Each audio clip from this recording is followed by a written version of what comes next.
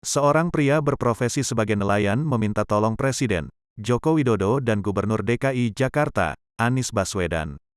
Nelayan bernama Kasmadi itu mengeluh daratan yang kini dipakai untuk pelabuhan Kali Adem, Muara Angke, Jakarta Utara.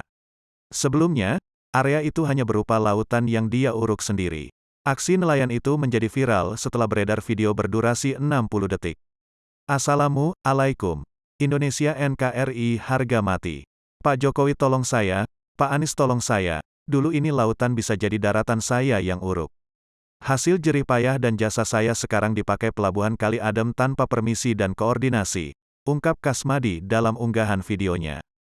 Kasmadi mengatasnamakan masyarakat sekitar meminta bantuan kepada Presiden Joko Widodo maupun Gubernur DKI Jakarta untuk membantu menguruk tanah tersebut.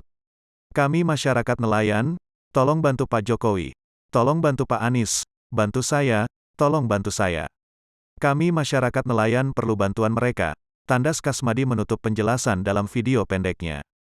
Kasmadi berharap ada perhatian dari Presiden Republik Indonesia Joko Widodo maupun Gubernur DKI Jakarta Anies Baswedan selaku orang nomor 1 di DKI Jakarta.